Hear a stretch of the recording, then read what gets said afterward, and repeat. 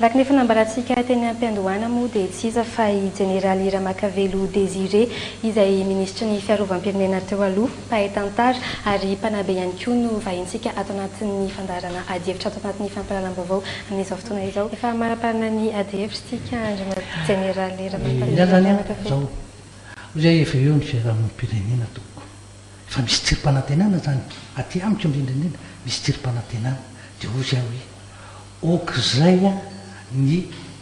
fanaovana mpimamba ny fananam-bahoaka. Okizay ny eriseta tsy ny didy-jadona. Okizay ny fivarotana any Madagasikara ny vahiny. Okizay ny tena hoe fanaovana tsinotsinona ny vahoaka.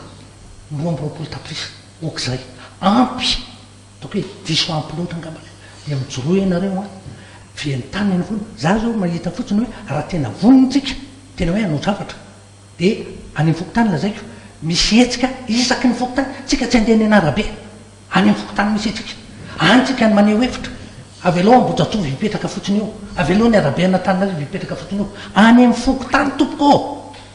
rehefa mivory ny fokotany dia zao ny zavatra tapahantsika amin'ny fokotany manomboka androany zao ny fifampifehezana eto lazaiko anareo farazay hoe nga ho vitan'ny ino izy teo mpitandron'ny filaminana andeherany fokotany Anatananarivo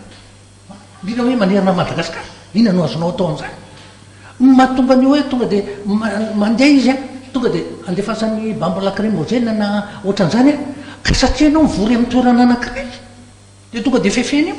fa raha isaky ny fokotany ianao mijoro maneho hevitra dia misy fitenena somary mivorivory tsony any aiza koa misy an'izany tsisy an'izany zay itsika zay ny atao isaky ny fokotany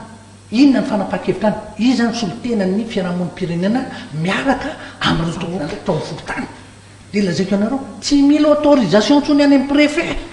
tsy mila autorisation tsony any amin'ny commune fa ao amin'ny fokotany dia vitikotra ohatran'io fivorim-pokotany io any anatin'ireny no anaovana azy mbola isy lalàna ivoaka ndray fa manomboka zany tsy misy mazamvory ny fokotany sy dia miongo an'andro any ny fitonana raha hoe any amin'ny fokotany koa tsy azo ivory zay zany ny ahako karazana pakady tetikady anarenana ny firenena fa tompona ndraiky tadolitsika mianakavy mba hoe anarenana ny firenena mba hiverenany Madagasikara amin'ny asiny nametran'Andriamanitra azy tany manan-karena avy tompoko dia vahoaka mahantra no anatiny tany manan-karena dia ny vahiny no mitavana azy dia le vahoaka mipitrapitra fotsiny jery fotsiny tsy mety zany ray sotra tompoko amin'ny fiarahamonim-pirenena mijoroa mitsangana ry fokon'olona isany miaraka amin'ny fiarahamonim-pirenena ny vahoaka ny tompony fahefana dia avy elo amin'izay reo ampiandramintsika fahefana reo hianjahan'izeo